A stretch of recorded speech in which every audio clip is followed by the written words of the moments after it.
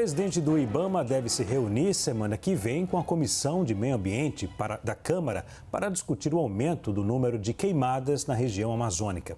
O Instituto Nacional de Pesquisas Espaciais divulgou um levantamento apontando que entre 1º de janeiro de 2024 e a última segunda-feira, dia 29 de abril, a Amazônia somou quase 9.000 focos de queimadas, um aumento de 153% em comparação com 2023. Já o número total de queimadas em todo o país subiu 81%. Vamos ao debate. Zé, política ambiental do governo Lula tem sido eficiente na sua avaliação? Para que eu possa dar resposta, eu vou ler um trechinho que eu extraí aqui da imprensa, que, a meu ver, traz uma síntese bastante interessante sobre as queimadas.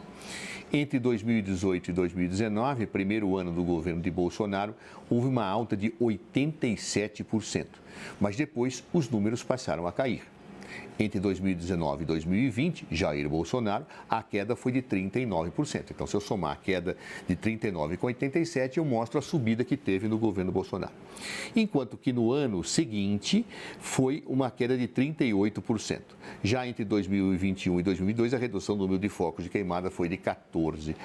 Ou seja, o governo Jair Bolsonaro pegou com um número de queimadas X, aumentou muito e as quedas não chegaram a representar uma volta ao respectivo patamar. O governo Lula, desde que assumiu, está tentando recompor as estruturas que foram pura e simplesmente atingidas pela gestão Bolsonaro.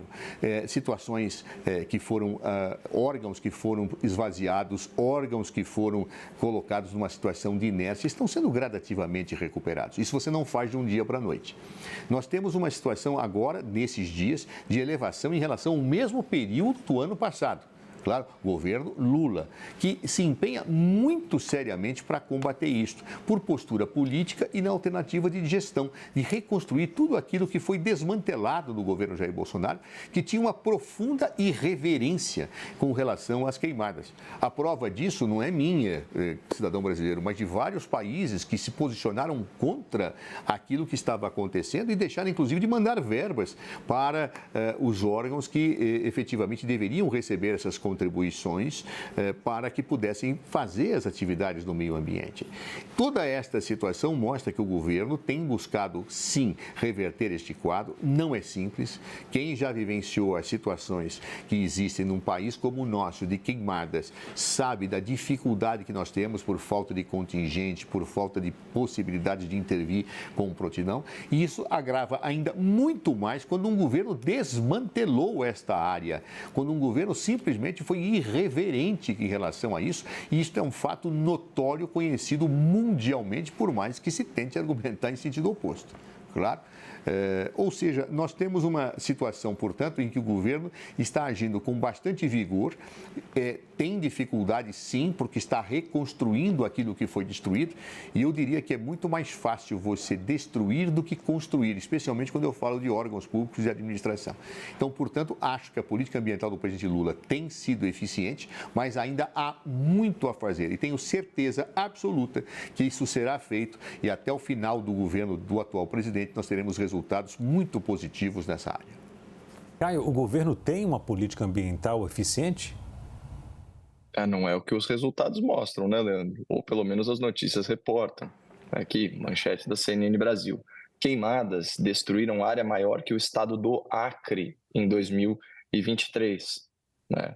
Obviamente, não vamos ser levianos, isso não é responsabilidade do governo federal, ou pelo menos não inteiramente. Né? Você tem, inclusive, questões climáticas, como sempre houve. A diferença é a cobertura, né, que setores parciais da imprensa dão a esses fatos, né, colocando isso de forma muito equivocada, de forma muito leviana, na conta de gestores públicos, né, a depender de quem está no poder. Então, se é um governo para o qual eu sou simpático, então a questão é climática. Se é um governo para o qual eu sou antipático, aí não, é responsabilidade da administração pública. É sobre isso que a gente está falando. Olha aqui, continuando a matéria. Segundo o levantamento, mais de 17 milhões de hectares foram perdidos para o fogo, um número que representa uma alta de 6% em relação a 2022. Então, o que a gente tem nessa situação? De 2023 para 2022 já houve um aumento expressivo. E não só no bioma amazônico, hein? Ó, o Pantanal segue como o segundo bioma mais afetado, com o triplo de áreas queimadas em comparação com 2022. Então, essa é a situação, certo? Governo Lula. E aí você pode ter a narrativa de uma herança, né, de algo desmantelado e tal. Sinceramente, eu acho que isso não cola. Mas vamos ver como isso acompanha. O governo Lula já tá no poder aí há muitos meses, está caminhando para metade do seu segundo ano. Tem o alerta do INPE, né, do Instituto Nacional de Pesquisas Espaciais, agora em 2024, né, que foi o que o Leandro deu para nós aqui. Ó. A Amazônia somou quase 9 mil focos de queimada, um aumento de 153% em comparação com 2023. Então, assim, não cola mais esse negócio, olha, pegamos, vamos dizer assim, uma estrutura sucateada, ambiental. Não, é uma comparação do segundo ano de governo com o primeiro. Alguma coisa piorou muito. É só climático, né, a situação? Não poderia ter sido feito muito mais? Ó, segundo o órgão, o INPE, né, o número total de queimadas em todo o país subiu 81%.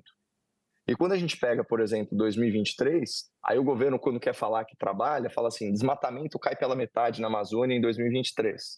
Aí tudo bem, aí é mérito, né, do governo de turno. Mas sobe 43% no Cerrado.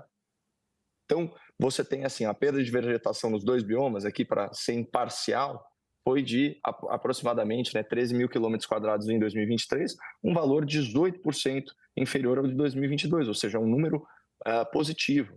A questão aqui é a responsabilidade, né, por esses números não recai simplesmente na administração pública, e é muita desinformação você colocar na conta, né, de um gestor ou de um político e tal, a responsabilidade exclusiva por isso. Né? Então, eu acho que isso não cabia no governo anterior, não cabe no governo de agora, e os dados eles desmontam a narrativa de que havia no governo anterior, enfim, uma estrutura montada com essa finalidade de desmatar e tal. Isso daí é muito ingênuo até.